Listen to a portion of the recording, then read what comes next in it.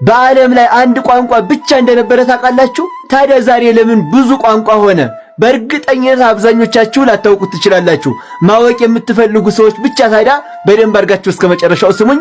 ቪዲዮ ለሁሉም እንዲደርስ ሼርና ኮፒ ሊንክ፣ ላይክ፣ ሪፖስት እያደረጋችሁ ለሁሉም አዳርሱልኝ። ላይክ አድርጉና ጀምሩት። የዓለም ቋንቋ አንድ ብቻ ነበረ። ለምን በዛ ታዲያ ካላችሁ ደግሞ ከጥፋት ውሃ በኋላ የኖህ ዘሮች እየበዙ ሲሄዱ ማለት ነው። ከምስራቅ ተነስተው ሲጓዙ ማለት ነው አንድ ትልቅ ሜዳ አገኙ፣ በሰናኦር ምድር ማለት ነው። እናም እንደዚህ ብለው አሰቡ፣ ሳንበታተን በዚህ ሰፊ ሜዳ ላይ አንድ ስማችንን የሚያስጠራ ትልቅ ህንፃ እንስራ ብለው አሰቡ። ከዚያም በኋላ ጡብ እያቦኩ ያንን ትልቅ ህንፃ ገነቡ ማለት ነው። ወደ ሰማይ እጅግ ትልቅ ህንፃ ነበረ። ከትልቅነቱ የተነሳ በፀሐይ እስከ ማብሰል ድረስ ደርሰው ነበረ። ከዚያም በኋላ በዚህ ጊዜ ምን ብለው አሰቡ? አሁን ከዚህ በላይ ከወጣን ካሁን በፊት በንፍር ውሃ ያጠፉን ስላሴ የሚባሉ ነገሮች አሉ። ስለዚህ በመጀመሪያ እነሱን ተዋክተን ማሸነፍ አለብን አሉና እንግዲህ ሰይጣን ነው የሚያሳስባቸው። ይሄንን አሰቡ። ከዚያስ ጦር ወደ ሰማይ መወርወር ጀመሩ። ሲወረውሩ ሰይጣን ያሳሰባቸው ሰይጣን ማለት ነው ጦራቸውን ደም እየቀባ ይልክላቸው ነበር። ከዚያ ምን አሉ? አሁን አብን ወጋ ነው ሲወረውሩ ደም ሲቀባ፣ አሁን ወልድን ወጋ ነው፣ አሁን መንፈስ ቅዱስን ወጋ ነው እያሉ በስላሴ ላይ መዘባበስ ሲጀምሩ ስላሴ ታዲያ ምን አሉ? በዚህ ጊዜ ንዑ ንረድ ወንቃው ነገሮሙ ለከለዳውያን፣ ኑ የእነዚህን ሰዎች ቋንቋቸውን እንደበላልቅባቸው አሉና ቋንቋቸውን ማለት ነው ደበላለቁባቸው ማለት ነው። ያ አንድ የነበረው ቋንቋ ብዙ ቋንቋ ተደበላለቀ ማለት ነው። ከዚያም በኋላ ሳር አንጣ ሲለው ውሃ ይዞ ይመጣ ጀመር። ድንጋይ አንጣ ሲለው ሳር ተሸክሞ ይመጣ። ተደበላለቀ ቋንቋ ማለት ነው። አየህ ወዳጄ፣ ዛሬ የኔ ቋንቋ ያልክ የምትመካበት ቋንቋ የኃጢአት ውጤት ነው። የጽድቅ ውጤት አይደለም። ቋንቋ የኃጢአት ውጤት ነው። በዚህ ነው ቋንቋ መደበላለቅ መብዛት የጀመረው ማለት ነው። ከዚያ ባቢሎን ተባለ ሀገሩም።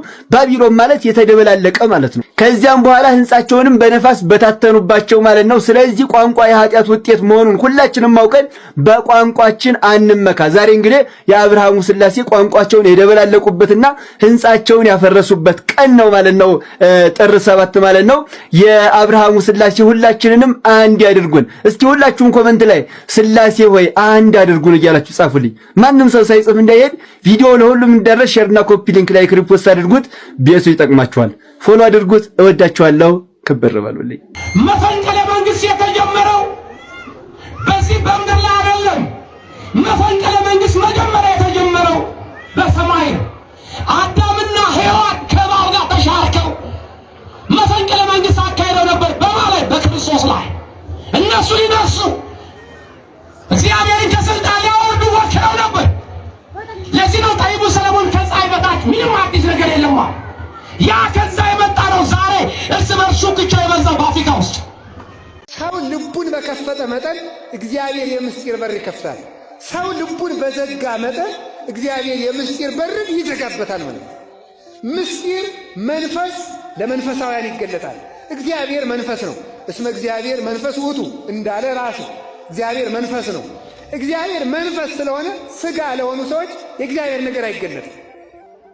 እግዚአብሔር ሰማያዊ ስለሆነ ምድራዊ ለሆኑ ሰዎች አይገለጥላቸውም።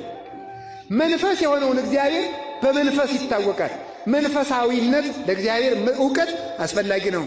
ስለ እግዚአብሔር ወደ እግዚአብሔር የሚያደርስ መንገድ ነው ይባላል። እግዚአብሔር ወደ ራሱ የምንደርስበት መንገድ ነው። እግዚአብሔር ወደ ራሱ የምንሄድበት መነሻችን ነው። እማረ እግዚአብሔር ይጸንዕ ኅብረቱ ለሰብእ እንዲል ቅዱስ ዳዊት የሰው ጎዳናው ከእግዚአብሔር ከተነሳ ይቀናል ብሎ እንደተናገረ እግዚአብሔር ወደ ራሱ የምንደርስበት መንገድ ነው። እኔ መንገድ ነኝ ብሎ እንደተናገረ እግዚአብሔር መጨረሻ የምንደርስበትም ሀገራችን ነው። እስመ ዘባቤሁ የዐርፍ ነጽሮተ ኩሉ ነባብያን፣ የነባቢያን የሰዎችና የመላእክት ዕውቀት የሚያበቃው እሱን በማየት ነው ይላል አረጋዊ መንፈሳዊ። እሱን በማየት የሰው ዕውቀት ይፈጸማል። እሱን በማወቅ የሰው ዕውቀት ያልቃል። እሱን ባለማወቅ የሰው ዕውቀት ያልቃል። እሱን ባለማወቅ እግዚአብሔርን ሳናውቀው ስናውቀው እንኖራለን። እያወቅነውም ላናውቀው እንኖራለን። የፈቀደውን ያህል እናውቀዋለን፣ ያልፈቀደውን አናውቀውም። ራሱ ብቻ የሚያውቀውን ለራሱ እንተውለታለን። በብሉይ ኪዳን በመጽሐፍ እንደሰማነው ተደጋጋሚም ሰምታችሁት ይሆናል ይሄን ቃል። እኔም እዚህ ቦታ ላይ ስናገረው አስታውሳለሁ። በብሉይ ኪዳን በጉ መሥዋዕት ሲቀርብ እስራኤል በጉን እንዲበሉ ከታዘዙ በኋላ የበጉን ሥጋ ከበላችሁ በኋላ አታሳድሩት፣ እስከምትጠግቡ ብሉ፣ የተረፈውን ግን በእሳት አቃጥሉት ተብሎ ተነግሯል። ታዘዋል እስራኤል። በኦሪት ዘሌዋውያን ላይ ያለ ዘጸአት ላይም ይሄ ተነግሯል፣ ለሙሴ ታዟል። በጉን በልታችሁ የመሥዋዕቱን በግ የተረፈውን በእሳት አቃጥሉ። ያወቃችሁትን ያህል አውቃችሁ ከሃይማኖት የተረፋችሁን የተማራችሁትን ተምራችሁ የቀረውን እግዚአብሔር ያውቃል በሉ። እግዚአብሔር ያውቃል በሉ።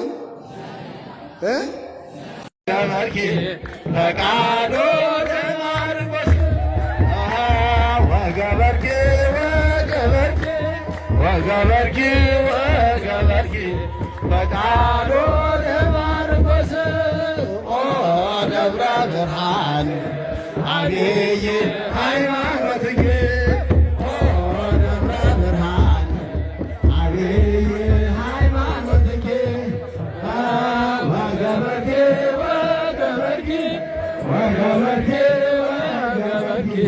ፈቃዶ ለማርቆስ ወገበርኪ ወገበርኪ ወገበርኪ ወገበርኪ ፈቃዶ ለማርቆስ ደብረ ብርሃን አብይ ሃይማኖትኪ ደብረ ብርሃን አብይ ሃይማኖትኪ ወገበርኪ ወገበርኪ ወገበርኪ ወገበርኪ ፈቃዶ ለማርቆስ ወገበርኪ ወገበርኪ ወገበርኪ ፈቃዶ ለማርቆስ ደብረ ብርሃን አብይ ሃይማኖትኪ ደብረ ብርሃን አብይ ሃይማኖትኪ ወገበርኪ ወገበርኪ ወገበርኪ ወገበርኪ ፈቃዶ ለማርቆስ ወገበርኪ ወገበርኪ ወገበርኪ ወገበርኪ ፈቃዶ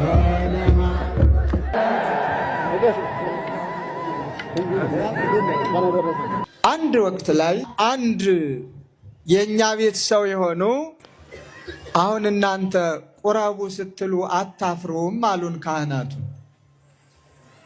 እንዴ ለምንድን ነው የምናፍር? ቁረብ ማለት እንዴ መጀመሪያ እናንተ መች ቆረባችሁ አሉ። ምን ማለት ነው እናንተ አትቆርቡም? ታዲያ ሳንቆርብ ነው እንዴ የምናቆርብ? ትልቅ ክርክር ተነሳ። አይ ያማ ግዳጃችሁ ነው። ቀድሳችሁ ቆርባችሁ ማቁረብ ግዳጃችሁ ነው። እንደ ቆረባችሁ አልቆጥረውም። ግዴታ ስለሆነ ስርዓት ስለሆነ ሕግ ስለሆነ እኔ ቆረባችሁ የምለው ሌላውን ሕዝብ አስበህ ተዘጋጅተህ ቁረብ እንደምትሉት ሁሉ ተረኞቹ ናችሁ፣ ቀዳሾቹ ናችሁ።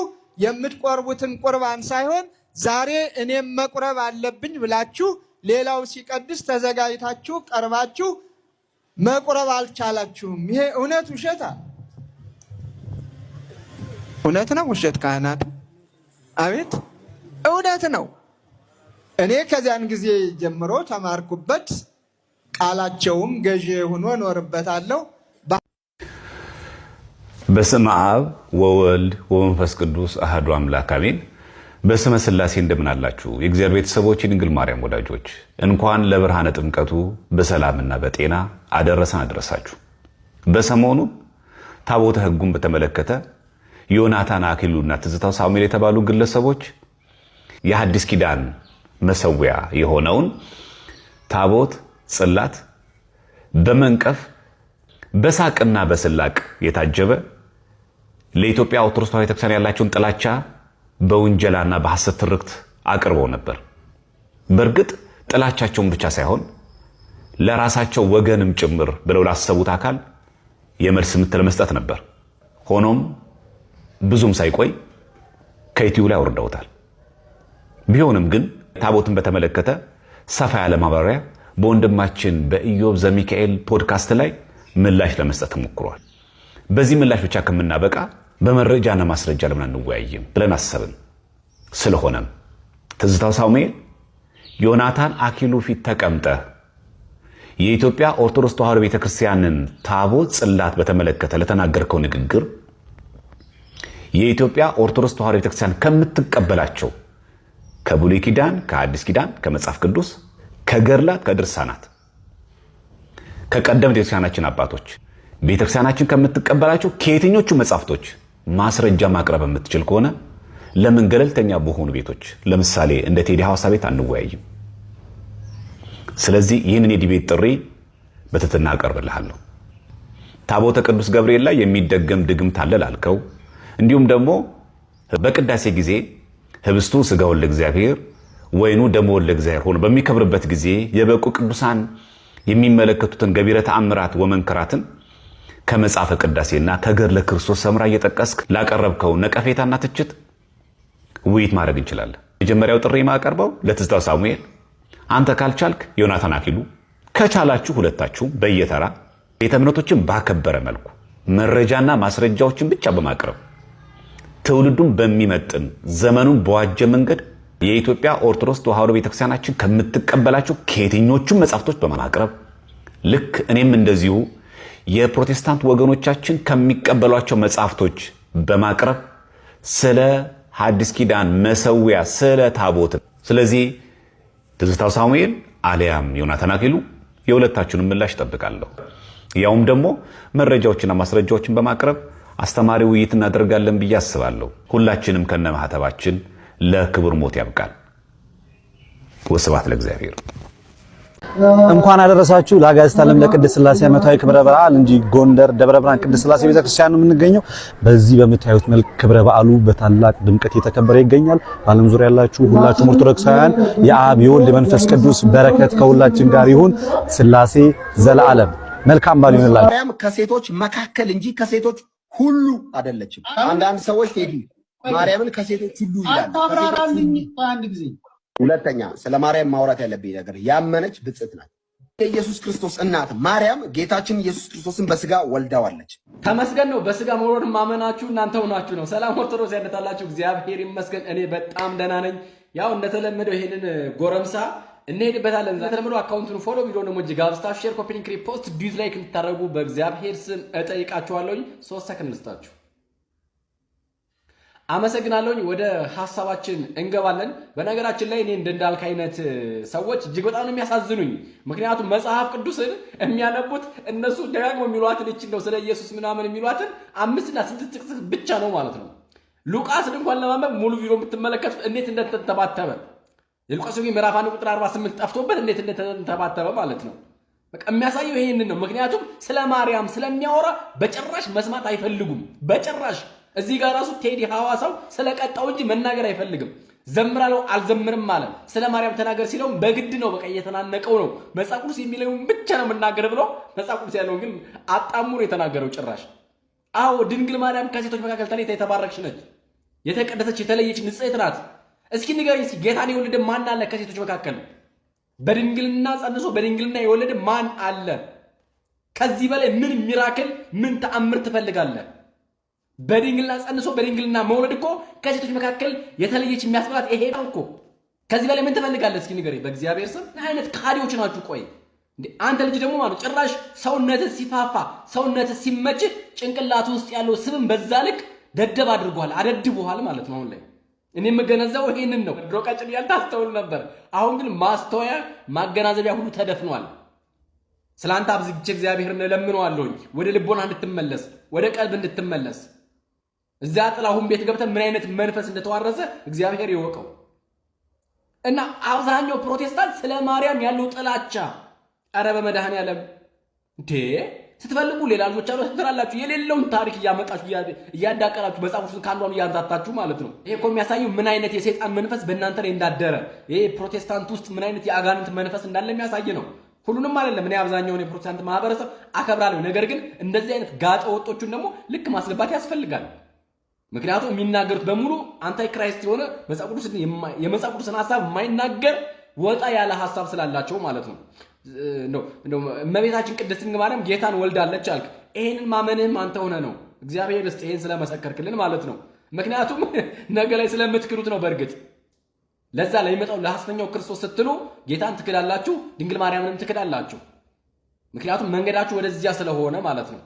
እግዚአብሔር ልቦና ይስጣችሁ። አዎ እመቤታችን ቅድስት ድንግል ማርያም ከሴቶች መካከል የተለየች የተባረከች ነች። ከዛ ያመነች ብጽዕት ነች ያለ ያመነች ብጽዕት ምነት ባይዘው ማለት እጅግ በጣም አደገኛ የሆነች የነሱ አገላለጽ ነች። እቺ ያመነች ብጽዕት የምትለዋ ማለት ነው። ብዙ ጊዜ የሚናገሩት ፕሮቴስታንቶች ናቸው። ምክንያቱም አምና ጌታን አምና በቃ ብጽዕት የሆነች ነች እንጂ በቃ እንደው በቅድስናዋ ምናምን አይደለም ሊሏችሁ ስለሚፈልጉ ነው እነዚህ የሚሏት ማለት ነው። ግን ድንግል ማርያም ከድሮም ጀምሮ በቅድስና የኖረች ንጽሕት ነች። መንፈስ ቅዱስ የሞላባት ነች። የሞላባት መንፈስ ቅዱስ የሞላባት። አንተ ቸርች ውስጥ መንፈስ ቅዱስ ሞልቶብኛል እያልክ የምትቀባጥረው አይነት መቀባጠር አይደለም በድንግል ማርያም ሕይወት የነበረው። ግን መንፈስ ቅዱስ ስለሞላባት ነው ጌታን የወለደችው። እጅግ የተለየች ነች። ምክንያቱም በቅድስና የኖረች ስለሆነች ማለት ነው። ይሄን ማመን መቻል አለባችሁ። ኦርቶዶክሳውያን በሌላ ሰመጣሉ እንደተለመደው አካውንቱን ፎሎ ቪዲዮ ደግሞ እጅግ ጋብታችሁ ሼር፣ ኮፒ፣ ሪፖስት፣ ዲዩት፣ ላይክ፣ ፌቨሪት ያደረጋችሁ ሰላም እግዚአብሔር ከሁላችን ጋር ይሁን። ሰላም ያላችሁበት። ዳዊት ጽጌ ይሄኛው ሳይሆን ይሄኛው በሚለው አስተካክለን ወጋችንን እንቀጥል።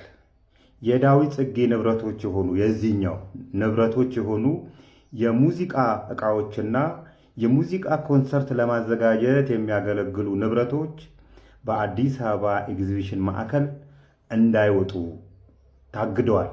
ያገደው የቂርቆስ ክፍለ ከተማ ፖሊስ መምሪያ ነው። የአብርሃም ድንኳኖችም በዛውም ታግደዋል እንዳይወጡ። ለኤግዚቢሽን ለተለያዩ ሱቆች ሲያገለግሉ የነበሩ ድንኳኖች ናቸው። እነሱም እንዳይወጡ ታግደዋል። የታገዱበት ዋና ምክንያት የኤግዚቢሽን ማዕከልን የገናን ባዛርና ኤግዚቢሽን ለማዘጋጀት ጨረታ ያሸነፈው ዳሶማ ትሬዲንግ ይባላል። በ42 ሚሊዮን ብር ነው ያሸነፈው። 21 ሚሊዮን ብር ለኤግዚቢሽን ማዕከል ከፍሎ 21 ሚሊዮን ብሩን ባለመክፈሉ ምክንያት እነዛ ዕቃዎች እንዳይወጡ ታግደዋል።